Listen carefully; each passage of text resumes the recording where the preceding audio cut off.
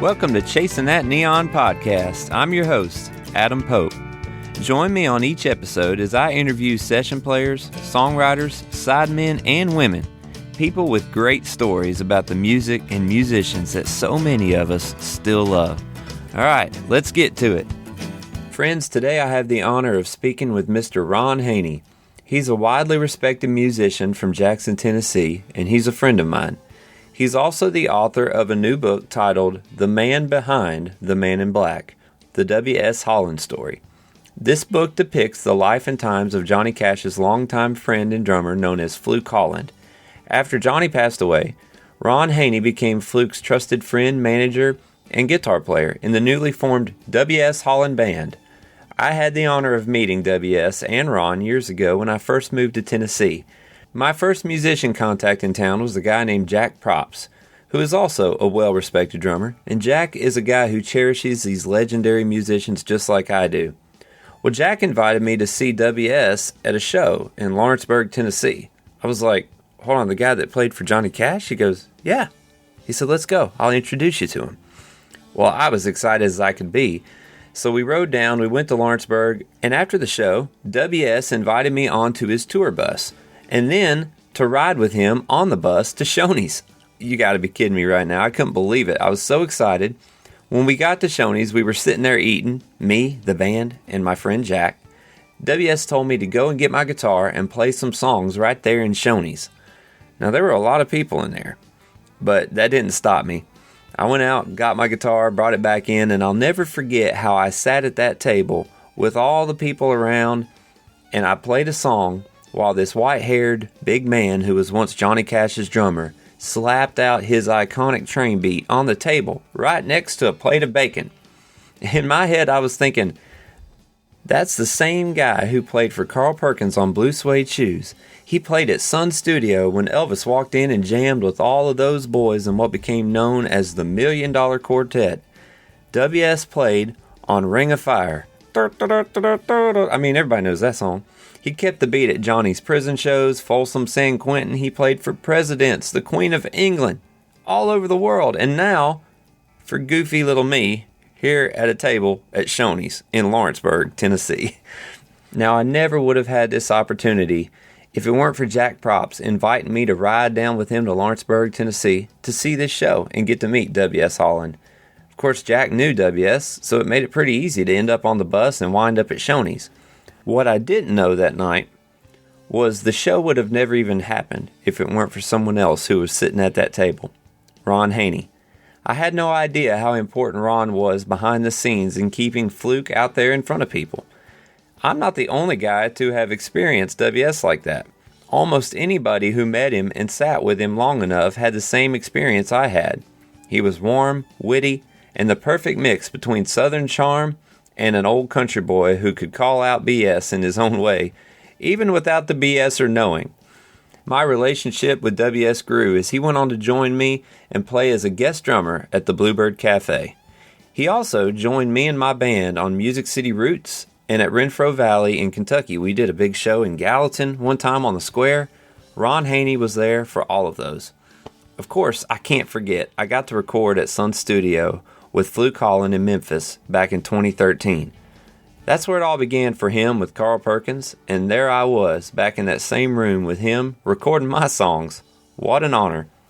W.S. and Ron continued to do shows all over the world, even late into W.S.'s life. He just wanted to play and he didn't care where. There were people calling, and Ron did everything he could to get him and W.S., whether it was in a bus, in a van, or on an airplane, wherever they could go to go play. In September of 2020, I reached out to Ron about setting up an interview with both him and W.S. Sadly, it was then that Ron informed me that W.S. was very sick. That next day, I found out that sadly our drumming hero and friend had passed on to the other side. A few months later, Ron Haney and I were able to get together, and we had this wonderful conversation that you're about to hear. I almost forgot we were recording it a few times. I'm so happy to be able to share it with y'all, and I have to say, Ron has always been the perfect guy next to W.S. Holland, and I'm so grateful that he invested time and energy into preserving Fluke's unique story and drumming style, along with Carl Perkins and Johnny Cash's musical legacy. Ron is a great guitar player, a music preservationalist, a radio DJ, but he's an even better man. I can't wait for y'all to get to know him, so let's get to it. Hey, Ron. How you doing, buddy? I'm doing good, man. Good to see you. Yeah, you too. This is such an honor, Ron. Thank you so much for taking time for this. The honor is mutual, man. Always glad to do something like this. Yeah, absolutely. Excited about your new podcast. That's excellent. Well, thank you. I'm excited myself. It's it's something I've kind of wanted to do for a long time. As a matter of fact, I didn't realize that it was leading me to this, but when I was hanging out with Fluke and you and people like y'all, I would sit there so fascinated with this stuff, and then I started listening to podcasts, and I realized that this is just something I had to do. Well, we'll jump into it here a little bit with you. First of all, thank you for taking time to be on here, and it's an honor to talk to you, Ron. I've had the privilege of being on stage with you several times, and you've always just been an absolute pro and a great guy to be around. So it's cool to talk to you tonight. Thank you, man. The feeling's mutual, Adam. Always good to work with you, whether it's playing music or doing something like this. So we've always enjoyed, and Fluke always enjoyed us all working together too. So special memories. Very special memories. Let's. I want to start with, first of all, there's a book that you were part of working with him on his book. Is that correct? Yeah, basically what the book consists of is the life and career that he had and lived, and basically he told me and I wrote it down and put it in story form, and so I say both of us wrote it and really did, but he had the advantage of living at first. Right. So. Well, I had the excitement of listening to the audio version of this, and I went through it and just absolutely loved it. For those of you who are into old rock and roll history, Johnny Cash, obviously, and I haven't even mentioned. So W.S. Holland, for those who might know, I just assume people know, but W.S. Holland was the drummer of the Tennessee Three, and he backed Johnny Cash for 30, 40 years almost. Is that right? 37 years to be exact. 37. From 1960 to 1997, when John retired from the road in October of that year. So he was there for pretty much the duration, and a lot of people don't realize they worked together at Sun Records too, from 55 through 59, and then John called him and he went to work with John from then on. So let's talk about. I want to start with on the book it says man behind the man in black, right? And it's WS's life with Johnny Cash, but I want to start with your life with W.S. Holland, whom I got to know some years over the years, and we lost Fluke. I hate to even talk about it in a past tense sense, but we lost him a few months ago, and here in summer of 2020, and I don't know if I would have ever gotten to meet Fluke, or if many people would have, if it weren't for Ron Haney. Ron Haney. Ron, let's talk about how you met Fluke and how you got to working together, if you'd like. I got a little frog in my throat tonight, so if I have to clear my throat a lot, I'm sorry. Oh, that's okay, man. Okay. Hope you're feeling all right. Doing fine. Doing good. Fluke and I officially met in 2008. I was playing with a band that was headed up by Rayburn Anthony, who is an old Sun artist, just like Fluke. As a matter of fact, Fluke took him to Memphis and got his recording contract too. But anyway, I was playing guitar for Rayburn Anthony, and our drummer at the time had to miss a show we were doing.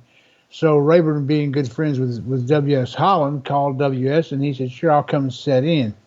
This was in 2008. So we played the first show that night that we'd ever worked together. And all during the show, I would look back. He was over to my right behind me on the drums. And I just look around like I always do with all the musicians, he'd give me a thumbs up, Yeah. several times. So once the show was over and we, last song was done, everybody said goodnight. Well, we were starting to pack up, and WS come down off the drums immediately and walked over to me and said, it's really nice working with you. I like the way you play, and it was a lot of fun, blah, blah, blah. He said, there's only one thing wrong with it. He said it should have happened 30 years ago. So we became instant friends that night and remained good friends up until his passing back in September of this year. So when I come around, he had been working with the Tennessee Three even after John had retired and passed away.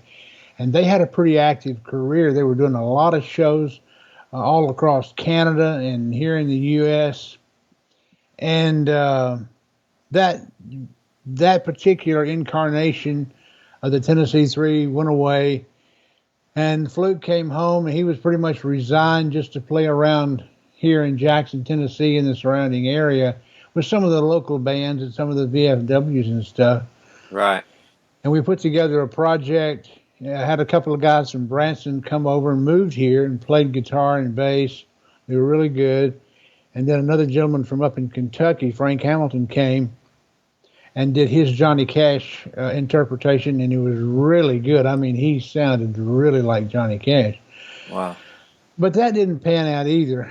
So I told him, I said, look, what we need to do is just put together a band, and I said, we'll call it the W.S. Holland Band, and we'll just, I'll get on the phone and see if we can't book some shows and maybe do a few things, Well, that turned into about 12 years of touring the world and playing shows and just living the dream, basically having a lot of fun, Oh, yeah.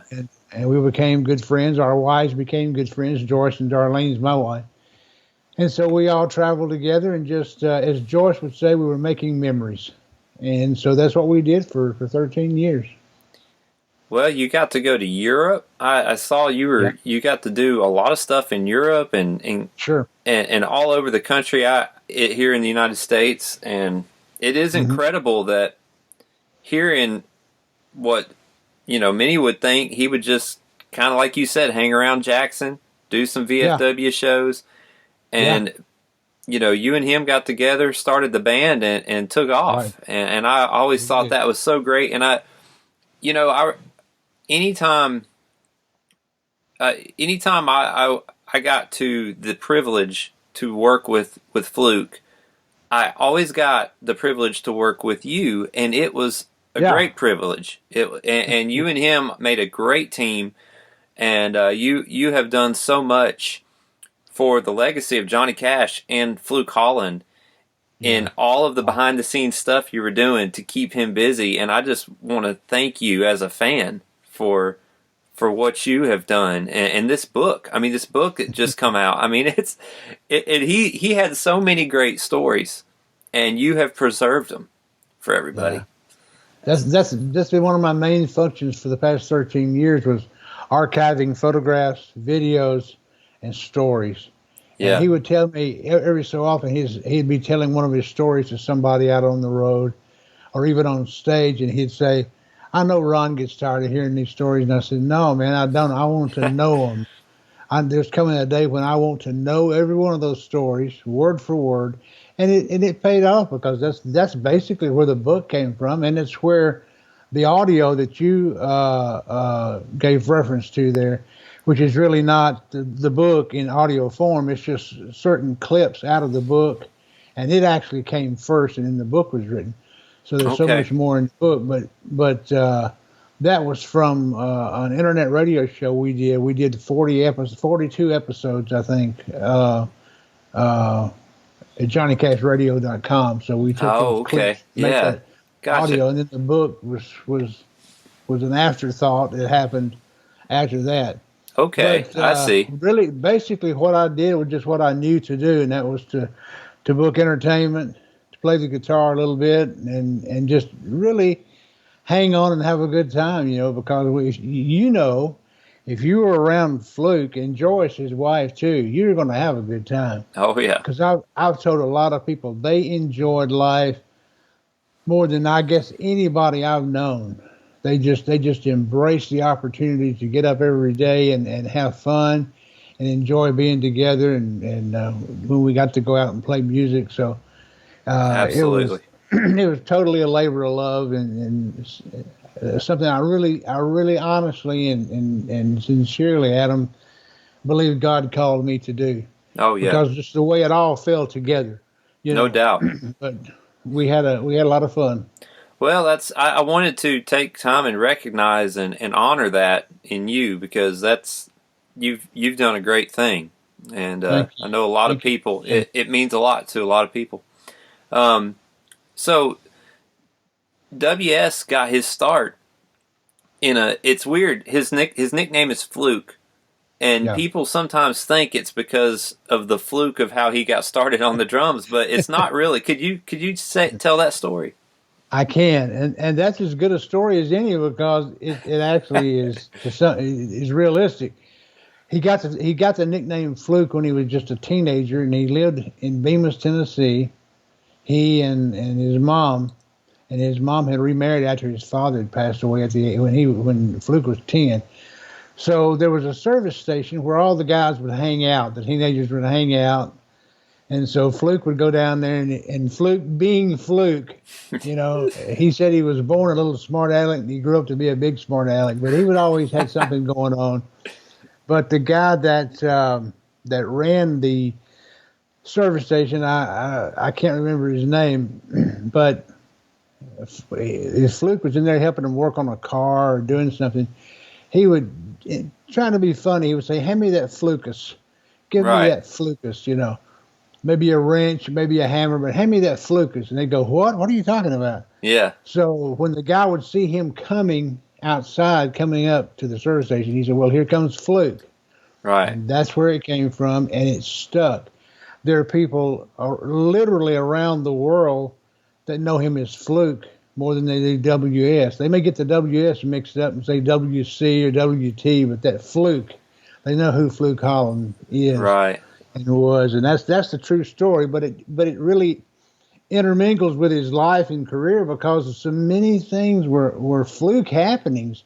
I mean, not really, because we know all things happen for a purpose. Right. But it just looked like he just fell back over into a great life and career, and he'd be the first one to say so, Yeah, that's. I mean, the music business can be like that in a lot of ways, but especially back then. Since we were talking about his name, one time I asked him, "Well, what does WS stand for?" And if I recall, I think he just looked at me and said, "I don't know." No, it doesn't stand for anything. Yeah, it was kind of a common thing back in the South. Back in those days, he was born in 1935, but it was kind of common to give your male children initial names. Okay. Like JD or JT. Okay. My maternal grandfather's name was ID. Wow. And it didn't stand for anything. Okay. And Fluke told me one time, he said, "There's no periods, just WS. It's just like a name, Joe, Bob, or Tom. WS." And of course, he would tell people in interviews and things, they would ask him about what it stands for, and he said, "Well, it doesn't really stand for anything, but my parents knew that I wasn't going to be very bright, and they give me a name that it could be spelled easily." That sounds just like it. Well, so he's just working and hanging out, and he goes and sees a band. So this is the mid-50s. Early 50s, and he goes and sees Carl Perkins and Carl's brother. Is that correct? Well, actually, he and Carl's brother Clayton, that played the upright bass for the band, had become friends already. They went to school together at David Young High School there in Bemis. Right. And, of course, he told him, he said, "My brother has a band, and I play in my brother's band." So WS would go at night and just hang out with the guys, and listen to the music and stuff. And that's how he actually got started going. He had no interest in being a musician, no particular interest in music. And one night they were playing in this place not far from where I'm talking to you from right now. And Clayton played upright bass, doghouse bass as we call it. Right. And Fluke would get up on an up-tempo song and go up to the bass and keep time on the curvature of the bass. You know how the cutaways are on the bass. And just keep time with it. He said, I don't have a clue why I would do something that stupid. But he said, I did, And he said one night after they got through and they were packing up, he said, I'd hang around with them, while they were packing up. And he said, Carl said, WS, we're going to Memphis on Thursday, and we have an audition booked on Thursday at Sun Records. Wow. And he said, we're looking at maybe getting a record contract. And he said, borrow a set of drums and go with us. And he said, what am I going to do with any drums? He said, I can't play them. And he said, well, you keep time on that bass. You can play on drums too. So long story short, he went and actually found a guy here in town that he did not know and went up to him and said, I need to borrow your drums. Because this guy was a drummer, played, some of the ballrooms around.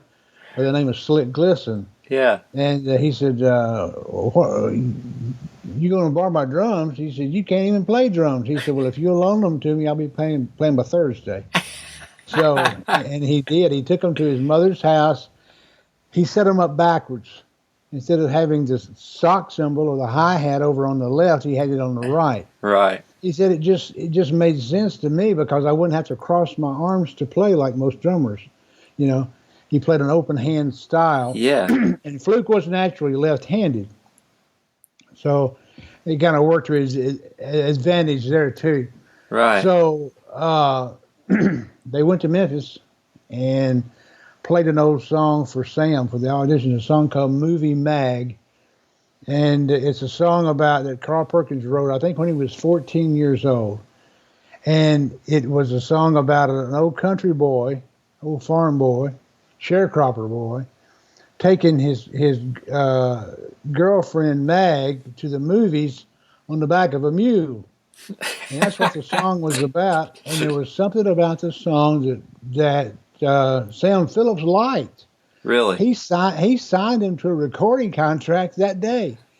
Over a song with riding a mule.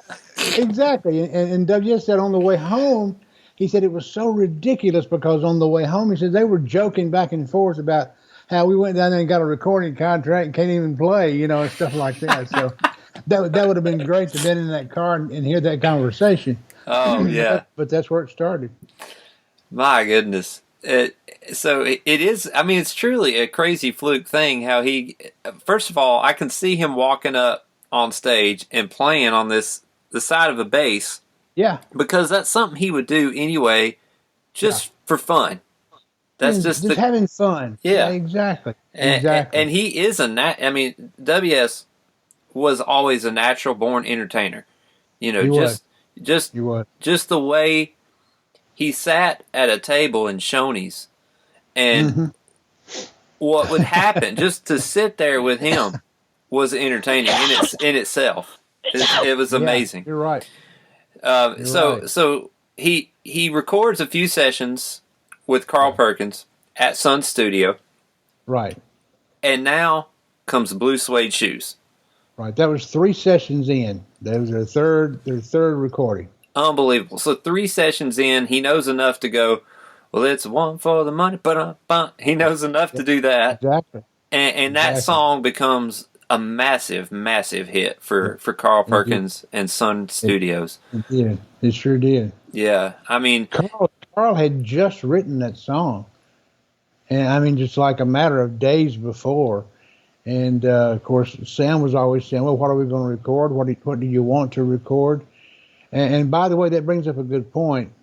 WS said, he said, people say, well, Sam Phillips was a brilliant musical genius. And he said, Sam was a nice guy, but he wasn't a genius. But he was smart enough to let those boys do what they knew how to do.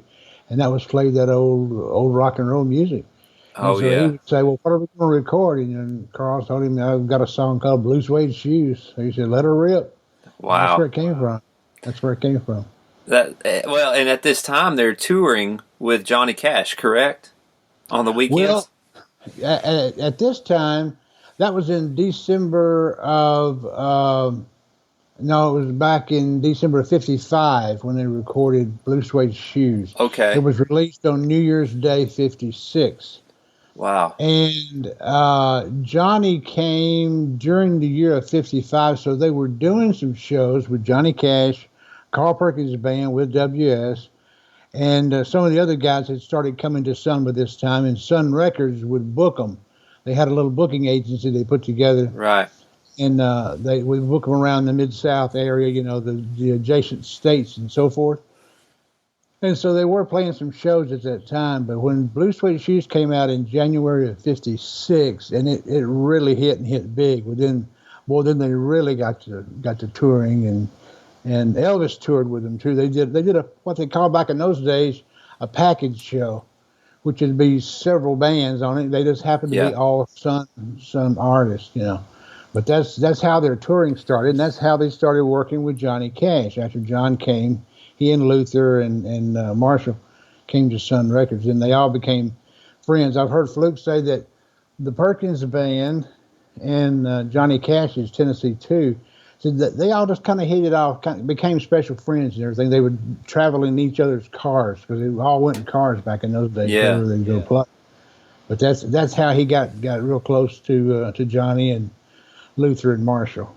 So at the time, Johnny Cash has the Tennessee 2, as you just mentioned, and that was a guitar player, and that was also a bass, but not drums. No drums. So you've got Marshall Grant on bass, Luther Perkins on guitar, Johnny playing the rhythm and singing, no drums.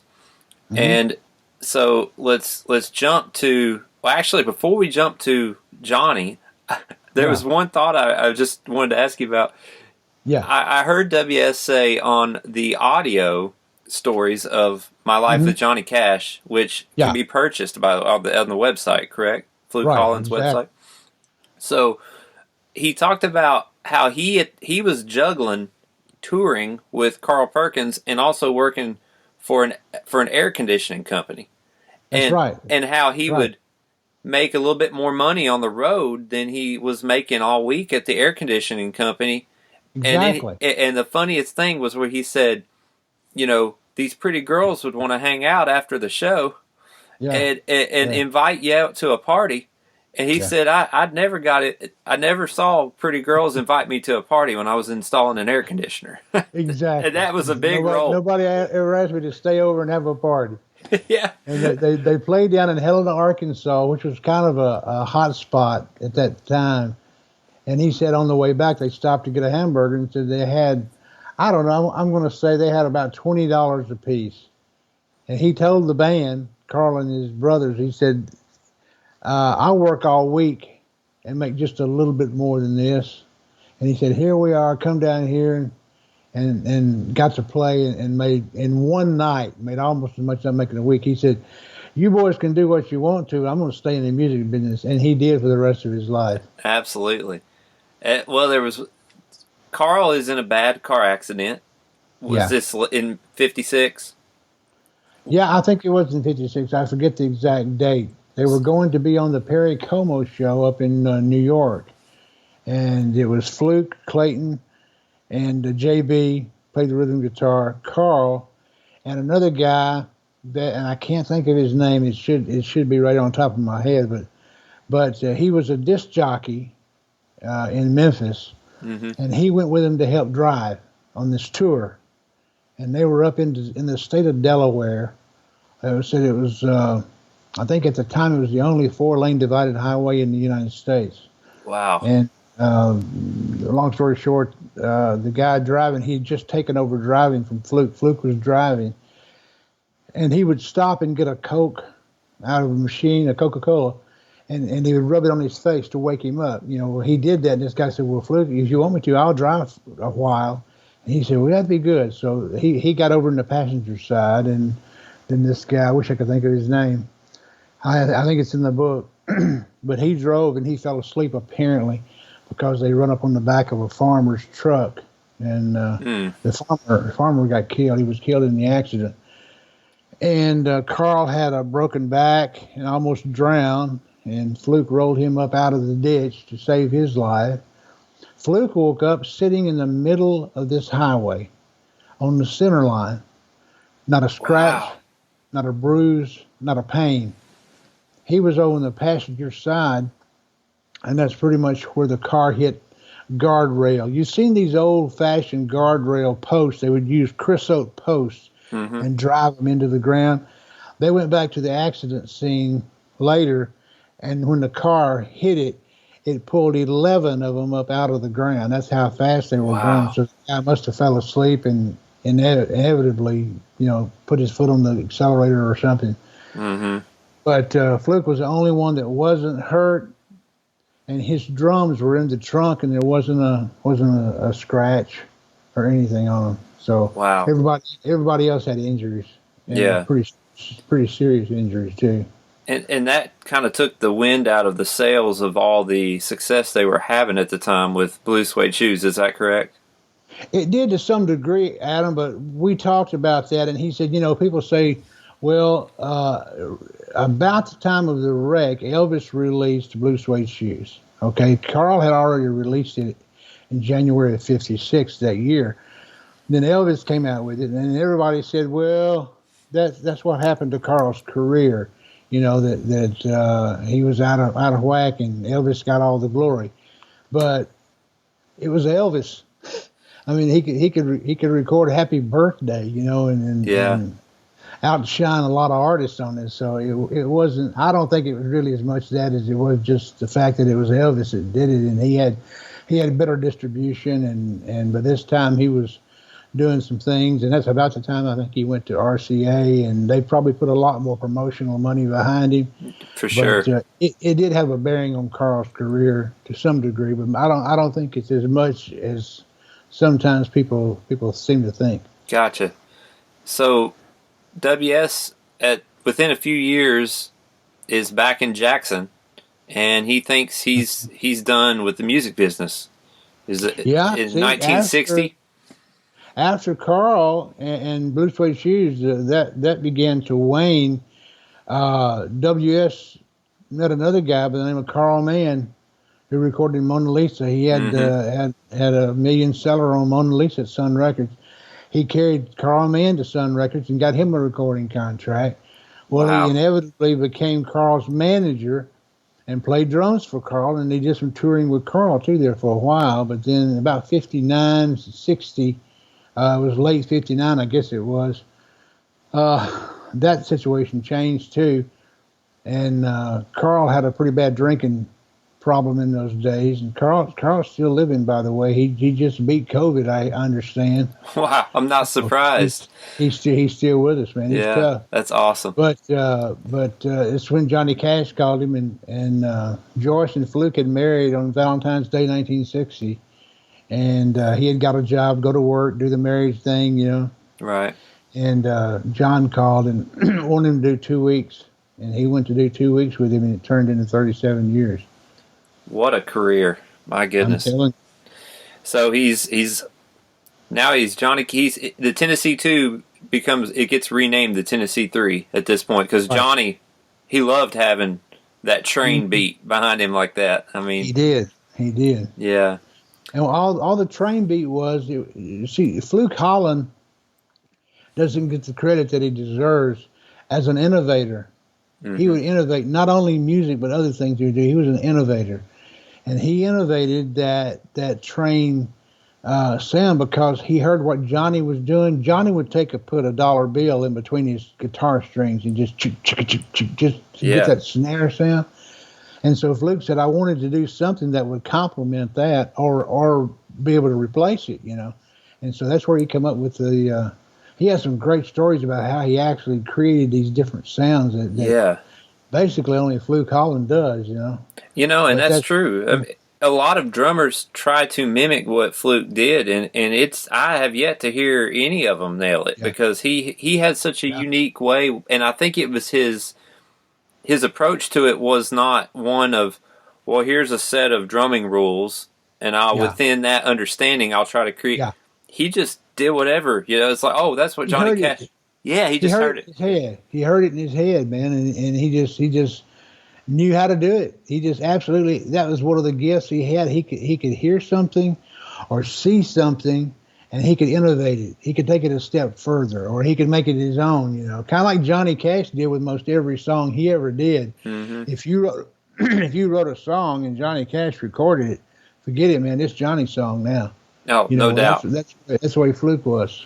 Same way on drumming. One of the greatest records that I can remember with Fluke playing on was the old wreck of '97. Just that. What he's doing on the hi-hat and the snare, it is unbelievable, and the speed of which he keeps it going. It's like, golly. A lot of that is done with one wrist. Doing it with one wrist. All those out of 16, 30-second notes. I don't know what they are, but they're incredible, and he's doing it basically with one hand. To be a guy that just never picked up drums until he was an adult and got asked to go to Sun Records, and then be an innovator like that and have it all within himself to just do that. It is incredible. And we talk about, we kind of joke about the Fluke thing. We know that's how God works, So exactly. That's what's cool about it. So see what he was doing when he made Fluke Holland, that's for sure, because he had so many career highlights and events and things that happened and in his life too, and we haven't even touched on the fact that Fluke was a champion speedboat racer. Right. He could build those engines and tear them down and put them together, and then broke speed records. He was 3 times a national champion boat racer. Almost died like 3 times in the act of driving the boats. So he was as good at doing that as he was doing music, and vice versa. Yeah. Whatever he picked up, he would learn to do. He'd pretty much master. He was great. I remember him showing me that boat he had in his garage years ago, and talking about the speedboat stuff, and I just blown away at the life. He lived life to the fullest. He did every day, man. He had fun. And more than having fun, he enjoyed his life. And Fluke was a giver. He was a giver because he liked to give to people. If there's something he could do to help somebody, he would do it. I can't tell you how many times we've been driving along out on the road somewhere, maybe be in a rental car or something, and he'd see somebody on the side of the road. He'd just say, "Pull over." Yeah. Well, I knew what was coming. He was going to get out and give somebody some money or lend them a hand or do something. He always had a real appreciation for his lot in life and where he came from and where he was going to, Right. I used to really get tickled at him talking about being backstage with Johnny Cash and Carl Perkins. He said they would get together and start telling stories about how much cotton one could pick and the other one try to outdo him, And Fluke never picked any cotton. He come from a pretty well-to-do family, to be honest with you. His dad had like 3 or 4 businesses. Okay. And he said one night I just got disgusted with listening to it. And he said, I stood up and I said, look, y'all get back here every night or two and talk about how much cotton you picked and how much you did. He said, I never picked cotton. He said, my family had a little money and I never had to pick cotton, and I'm not going to stay and listen to it. I can see him saying that. Absolutely, man. I can too. Well, when I was listening to the audio of the series you did with him, My Life with Johnny Cash. Right. I was dying laughing at this story I had never heard until this audio, and there's a lot of them on there, a lot of good ones. One of them had me falling out. Is about embarrassing. I'm sitting there trying to listen to this. I'm just falling out. People are looking at me. I got my earbuds in, and it was when they were doing the Johnny Cash TV show, and I can't remember the name of the musician, but he just got so sick of that guy playing the mandolin. Could you recapture that story for us and tell that one? It took them a week to do a show. They would have rehearsals, then they'd have a dress rehearsal, and then I think on Friday night they actually did the show. Okay, yeah. He said we had a lot of downtime, and he said, "Will you just sit around?" He said at the Ryman at that time is where they did the show. He said they had old church pews, not only out front for the people to sit on, but backstage for the entertainers to sit on. Then he said we were sitting there one night with the Statler brothers, Don Reed, Harold Reed, and all the guys, and Fluke Holland. And this guy's name was Norman somebody, a very well-known session man in Nashville. Oh, yeah. Many years. I can't think of his name. But folks, just go to download the book, My Life with Johnny Cash, and you'll hear all this. But let's keep listening to Ron, because I love this. This is great. He said that Norman would just sit there and noodle with the mandolin, constantly. And he said we got so sick of hearing that, and he said finally one night I said, Norman, that's a pretty nice mandolin you got there. How much would you sell it for? He said, I've been thinking about taking mandolin lessons and learning how to play. He said, well, yeah, that'd be good. He said, how much would you sell me that mandolin for? And he said, well, it's not for sale, Fluke. He said, well, I know, but he said, if you were going to sell it, what would it take to buy a mandolin like that? He said, oh, I don't know, maybe $300.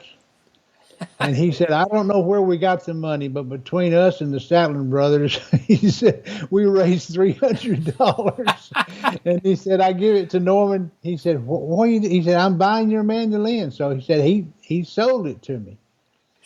And he said, we were sitting on one of those old pews. I was sitting next to Norman, and he said, at the end of the pew, there's this big round armrest. Yeah. And he said, I just reached and took the mandolin by the neck from Norman and just wham right against that. And he said it went in about 1,000 pieces, strings and wood, keys. And he said Don Reed of the Statler brothers jumped up and started jumping up and down on the mandolin on the floor. He said they were celebrating. And he said Norman went berserk. Oh, I bet. He said he doesn't like me to this day. He said, no, wait a minute. I paid you for that man. That's my mandolin now. That's right. He owned it. But he would do things like that. He was pretty much, they were some of the original rock and roll wild men, I guess. Oh, yeah. Yeah, the stories they had with tearing up hotel rooms and all that stuff, it's incredible. And it's all in the book. Yeah. Man Behind the Man in Black. I want to mention that again because that's a new release this year. Right, come out in 2020. Yeah. So that I got to get we've sold them very well. They're selling great, and they're going all over the world. I'm sure they are. Yeah, Europe, Australia, all the European countries and stuff. So we're really excited about that. Well, I'm excited to find out that the book has more than the audio. I listened to the audio all excited, and here the book's just got more than that. So I'm going to get the book too. That's awesome. Well, if you will send me your mailing address, I'll send you a book. Well, I'll be sending you some money for that. But yeah, I don't want you to pay for it. I'm going to give it to you. Well, I want to promote it for sure. But anyway, no, I want to buy it from you. So I wanted to mention Boy Named Sue.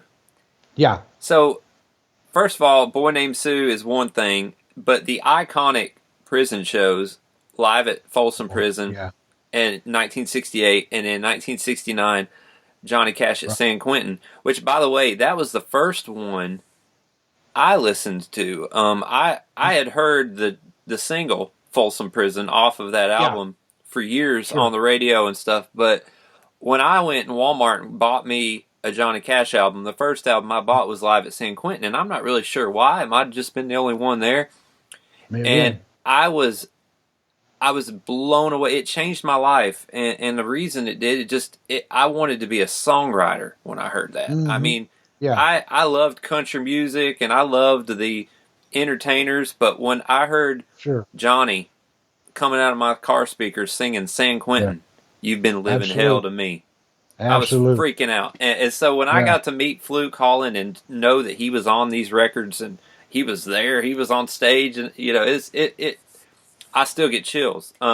Absolutely. And so so we had the hit Folsom Prison was basically Johnny cut that at Sun Studio years before. And then here he does a live version at Folsom Prison. That becomes a big single.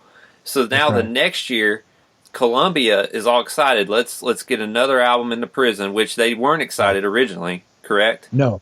Well, I don't know how excited Columbia was. I know Fluke Holland wasn't very excited about it. Because he told him it was a ridiculous idea, then it wouldn't pay for the tape. Yeah. At last count, I know it's gone triple platinum. Oh, yeah. Yeah, well, and he tells that story with a big smile on his face, too. But that's true. I mean, nobody could have predicted what happened with those two albums. And so here it is. He's singing Johnny's at San Quentin now. Is there going to be another single that comes off the album? And they have a set list, I imagine. And Johnny Cash pulls a piece of paper out of his pocket, and the band don't know the song. Exactly. And that's the song that becomes one of Johnny's iconic hits. No doubt about it. Boy Named Sue. So it was actually a poem written by Shel Silverstein. Shel was in Nashville a lot at that time, and he wrote children's books and poems. And he did a monthly article for Playboy magazine, so I've heard that, and he would write about different topics and stuff. But that's where it came from. Shel wrote it and sent it to Johnny. Johnny just pulls it out on stage and starts reading it like in a sing-songy kind of way, and that's where it happened. Of course, they were recording that day. Carl Perkins stood right behind Johnny. He picked up the rhythm and the metering of it, and he just started a little Carl Perkins riff. And then when he did that, they had no stage monitors or anything back then. Didn't use them back then. Well, when Carl started his little guitar riff going along with what Johnny was doing, Fluke could hear, so he picks up the rhythm on the drums, and then therefore the rest of the guys picked it up, and that's how they played it. And he said, when we got back to Nashville, they went in and going to piece it together and see if they could get something good enough to release. And Fluke said, and they never did get anything good to release, but they released it anyway. And it became just a super, super hit song for Johnny Cash. Well, that's amazing that you actually, when you think about, if you listen to that record and you think about what you just said, where you hear Carl playing, and that's what Fluke heard. So Fluke, because the amp is probably closer to him than anything.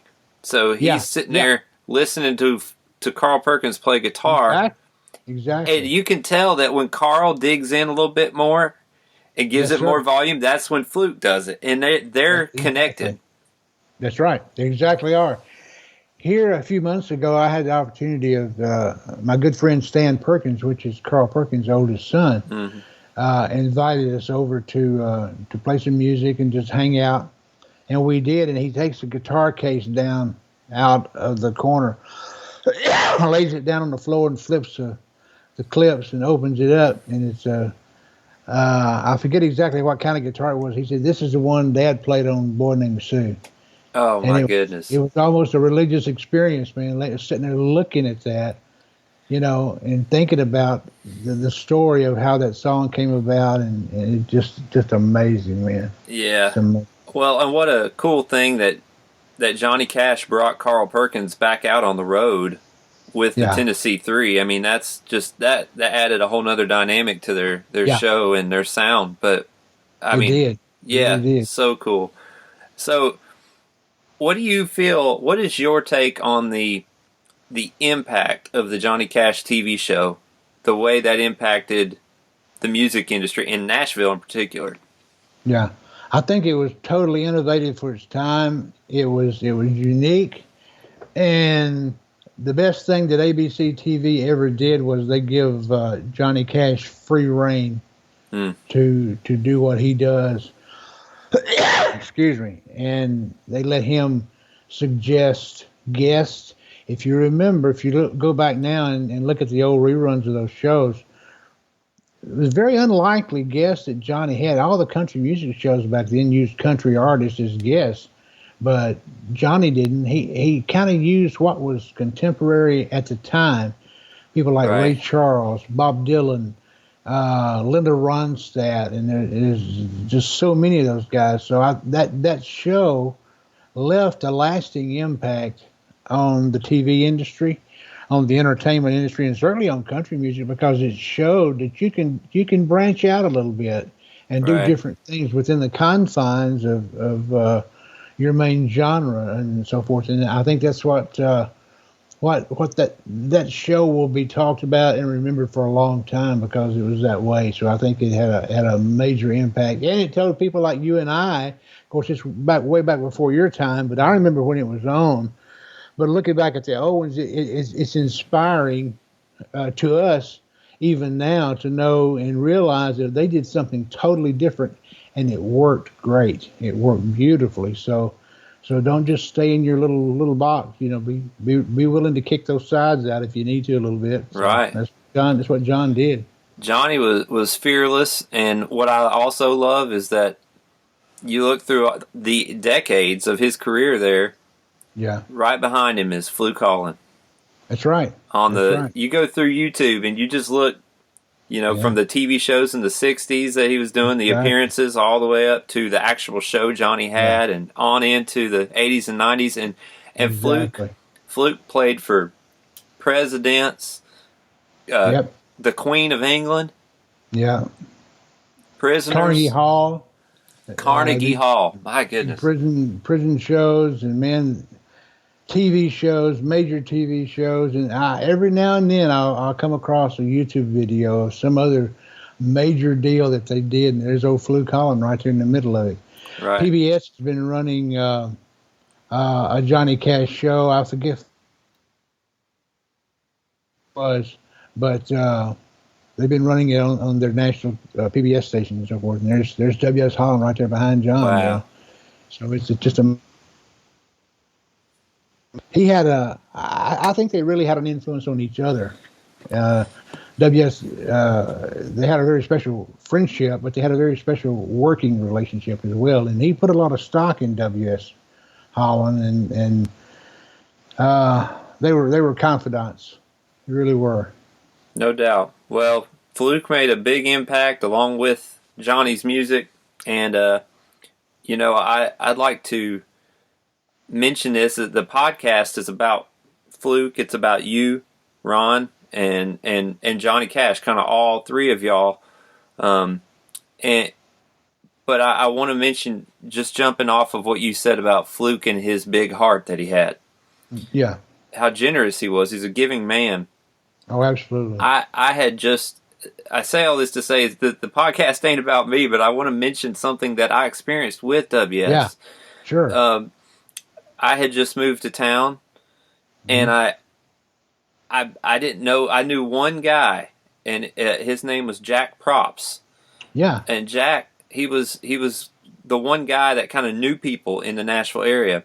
And Jack asked me to go see Fluke, and I said, "What? Are you serious? W.S. Holland is playing somewhere tonight?" He said, "Yeah," and it was in Lawrenceburg, Tennessee. That's right. And you were there that night, and we went. We went to that show, and I remember after the show, I was just hoping to get to shake his hand.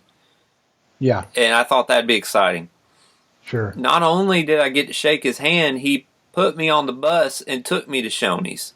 Yeah. And then had me go get the guitar out of the car that Jack Props drove over to Shoney's, because I rode in the bus, and had me play songs for him in Shoney's, and I'll never forget, he played the table. Yeah. He played as I was playing guitar, and I remember calling my mom and my dad and everybody and just say, you're not going to believe what just happened. And fast forward, I'm a nobody, and he drove all the way up from Jackson to play for 3 songs, play drums with me for 3 songs at Bluebird Cafe. And I tried to pay him, and he wouldn't take a dime for it. Yeah, yeah. And that happened multiple times. Just little insignificant shows and an insignificant artist in all reality when you look at the big picture. And this guy is willing to, hey, I'm available. I'll come play. He just wanted to play. Yeah, he did. I'll tell you something I've never told you before, and I'm not telling it to you because we're talking tonight. I told it to other people too. W.S. Holland really believed in you. Whatever you did, you got his attention that night. That's the night we was at Shoney's in Lawrenceburg, and you did Shot in Reno. Yeah, I've heard him talk about that song over and over again, man. He loves that song, and he just loves you, and he loves your talent.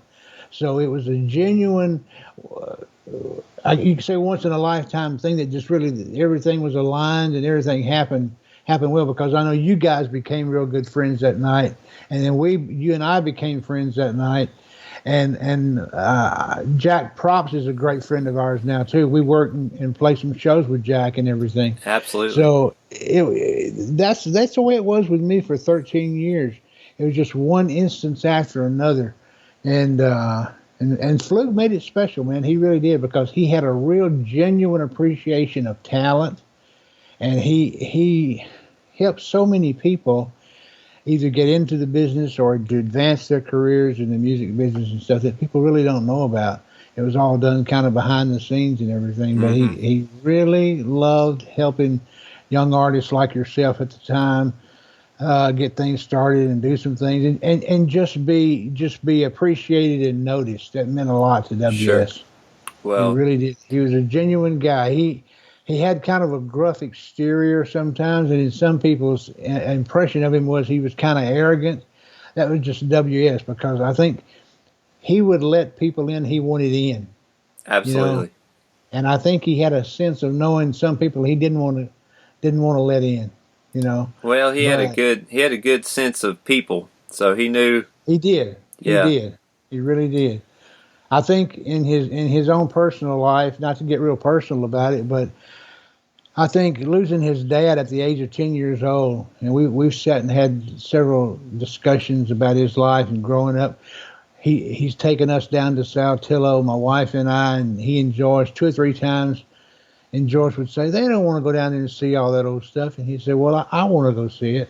So we'd get in the car and go down there, and he would tell these stories, man, just unbelievable, about his growing up. And I think that had an impact on WS. And I think he kind of not really built a wall, but just kind of had a force field there that he could operate and let people in and not. And the people that he did appreciate, he was very gracious and very generous and giving. So I'll always remember that about him. Well, he sure picked a good one in you, Ron.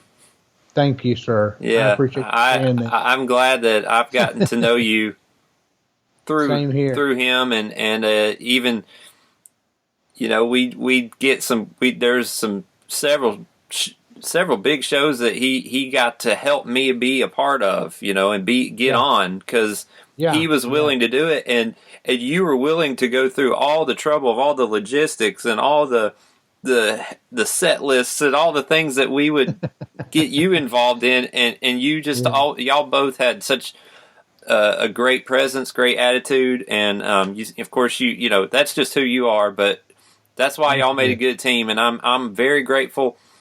And that's why you were on the top of my list of people I wanted to talk to when I was starting this Chasing That Neon podcast, because there's been people who they start out and they're just, like Fluke, they got no idea what they're doing, and then next thing you know, they're at Sun Studio and they're around legends and they're playing for the Queen and they're playing on hit records, and I think those stories are so fascinating, and I think we have a mutual desire to preserve those. I think we have that in common. And let's keep that alive, because that's very important. We're only one generation away from losing that, man. So absolutely. Well, that's what I want. That's what I want to continue doing. We're keeping. We started Drumcat Entertainment back a few years ago. That's kind of the head of the merchandising part of it, and so we want to keep that going. The family has asked us to keep it going, and we're going to keep it going. and I want to keep that legacy alive because it's so educational. If you look at the music business today, it's changed. It's constantly changing. Sure. It's going to change. It's supposed to change. But I think that guys like Fluke, Holland, Johnny Cash, the Tennessee Two, Carl Perkins, and all those guys, they're still teaching us so much if we'll just listen to it. Absolutely. Well, the common thread with him and all these guys is they might not have known what they were getting into, but they said yes because they said, let's do it. Sure. Do it. Yes. And as a musician, if you're just going to boil it down to music or other business, there's a element of risk involved in that. Yeah, it is. And that takes courage. And I think it does, man. Yeah. It really does. So that's a lesson that can come out of all this, and it applies no matter how much the music business has changed. It applies, sure. That right. part of it. It's still the music business, and those things are still important. Those guys walk the walk, talk the talk. Yeah. They kind of kick the door in. Marty Stewart had a quote if you look at the one of the forwards in the book. He said they basically just kicked their way on through, and they made it happen. They didn't wait for somebody to do it, or wait for somebody to give them permission. They made it happen, and that's telling it as close to true as it can be. As before we go, there's one more question that just popped into my head that I have to ask. Yeah. Okay. W.S. played drums on the Grand Ole Opry at a time when that wasn't the thing to do. Is this? Yeah. Am I telling that right?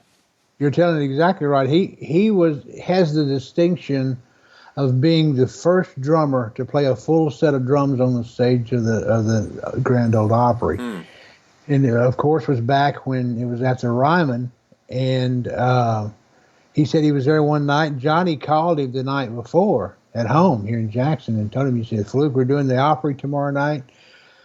I want you to bring your drums. He said, up until then, I was just playing a snare maybe, on our shows. And he said, bring the whole set and bring those loud, clangy things. He said, you talking about the cymbals? And he said, yes, bring those too.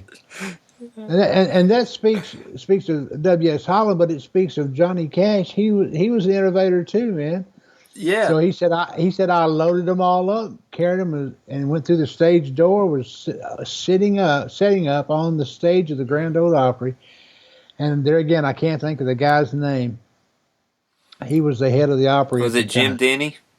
No, I think it was before Jim. Okay. This was not long after Fluke had started working with John, so it would have been in the early 60s. His name was Bud somebody, I think. But anyway, he comes out, walks out on the stage, and he sees Fluke setting up all this hardware and all these clangy cymbals and stuff, and he says, W.S., what are you doing? He said, I'm setting up my drums for tonight. He said, you can't do that. You can't play all those drums tonight. And W.S. told him, he said, well, all I know is that man back there, Johnny Cash, said he called me and told me to bring all my drums and all these clangy things. And that's what I'm doing. And he said the guy shook his head and said, if anybody needs me, I'll be in my office. And he disappeared from the stage, and they didn't see him anymore all night. So he played the first full set of drums on the stage of the Opry. That's why W.S. and Johnny Cash and Carl Perkins and those boys, they were rock and roll. They were forced to be reckoned with, man. Yeah. They really were. They were the first bad boys. Yeah, no doubt. I love it. Well, thank you so much, Ron, for being a part of this and giving so much time to this evening.